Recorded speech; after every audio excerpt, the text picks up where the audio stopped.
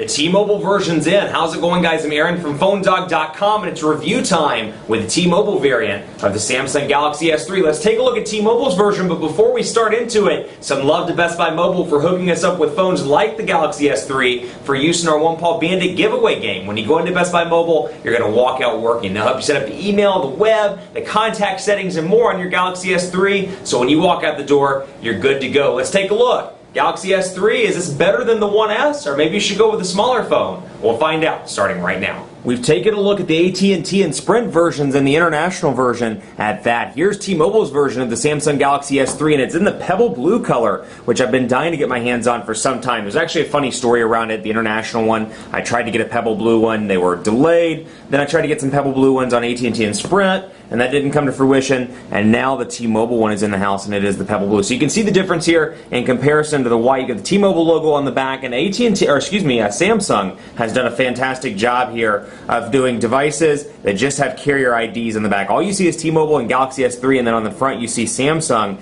and that's it. But you've got the T-Mobile network ID here, and you can see some differences up here as well. You'll notice that mobile data, the shortcut for that's not here, and you'll also see, if you're a stickler like me, you'll notice that the signal strength indicator is exactly the same as the international version. It only has 4 bars, and let me get this focused in for you here so you can take a look. 4 bars as opposed to 5 on the AT&T version and 6 on the Sprint version. So it'll be interesting to see which version Verizon decides to go with. If they go with 4, my guess is Verizon will go with 4 or 5. That's their typical structure, probably 4. But out of the gate, you get some T-Mobile stuff here. Access T-Mobile, you get what else? Let's go through here and see T-Mobile Hotspot, T-Mobile TV, T-Mobile Name ID, Visual Voicemail, and then that looks to be about it on the T-Mobile front. Then you get some Samsung stuff as well. You get a Dropbox, which is not obviously Samsung, but you do get 50 gigabytes for free as a result of purchasing this device. You also get Amazon out of the gate. You get Samsung's Chat On service, more services, and then you get Keys Air, and then you get Game Hub, Music Hub, which is coming soon, and then you get Samsung Apps as well. So a couple of different goodies out of the box, but same look and feel here with the widgets, with the apps. No real difference here as opposed to previous builds. You know, or I shouldn't say previous because they're all new builds, but the AT&T and Sprint builds as well. But you can see what the blue looks like. Typical look and feel here, no real difference. Let's take a look at messaging as well. Pardon me while I pull this out because I am using this to send some personal messages. I've downloaded a keyboard here, but we can see the other ones that are installed. Samsung's comes out of the gate, and then you have Google Voice typing as well. Now the T-Mobile version, here's what makes it different from the international version. It has HSPA plus 42 megabits per second capabilities. So the international version has HSPA plus, but it only supports 21 megabits per second. This supports up to 42 megabits per second. So it supports T-Mobile's full range when it comes to HSPA plus. So you can get those T-Mobile maximum speeds if you're in a market that supports it. Now you can see here as well, Wi-Fi calling available. I have it disabled right now, but Wi-Fi calling option on here.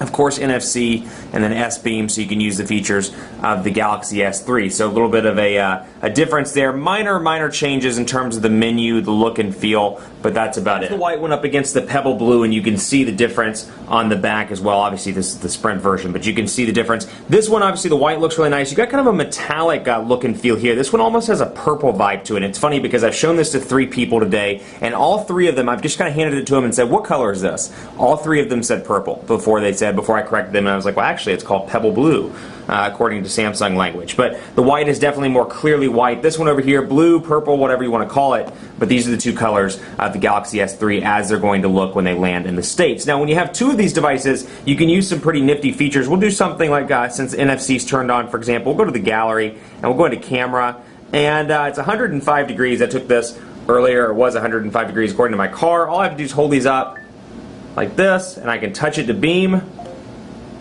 and you can see it's sending the files via S-Beam, and then it should pop up on the display once it's done, and it's that easy.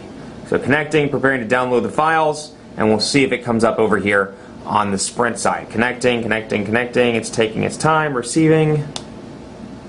There we go. And then bam, my picture appears over on this one. Let's try that one more time just to see if we can get it from a consistency perspective.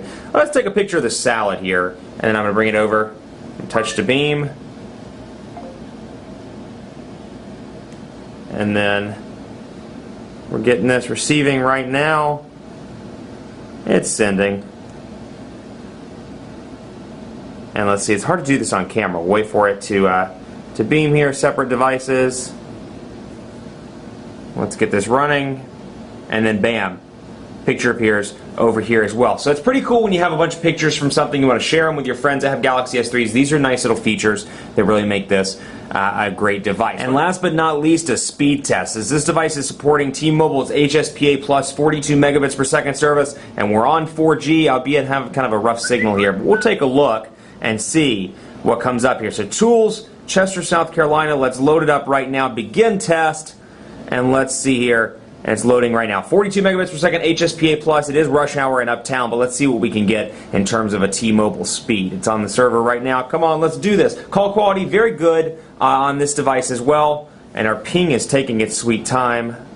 And let's see what we can get in Uptown Charlotte. So speed-wise, not the best I've seen. I've seen this thing go as high as 10 megabits per second in optimal locations in the Charlotte area. But we're getting about 2.2 megabits per second according to this. HSPA Plus, like I said, pretty decent across the city, but it is rush hour and I'm in the middle of the city, so that may be playing a role. Much more coverage to come on PhoneDog.com with both of these devices, or all of these devices, I should say. The Galaxy S3 is on Sprint, T-Mobile, AT&T, and Verizon when we get it, so stay tuned. Be sure to like us on Facebook as well, Facebook.com/PhoneDog. Hit me up on Twitter. Let me know which device you picked up, if you're gunning for the T-Mobile one, or you're gunning for an AT&T one. Maybe you're a fan of the One X or the Evo 4G LTE. Hit me up and let me know. PhoneDog_Aaron on Twitter and on Facebook at Facebook.com/PhoneDogAB. Thanks so much for watching, and as always, we'll see you next time. Have a great weekend.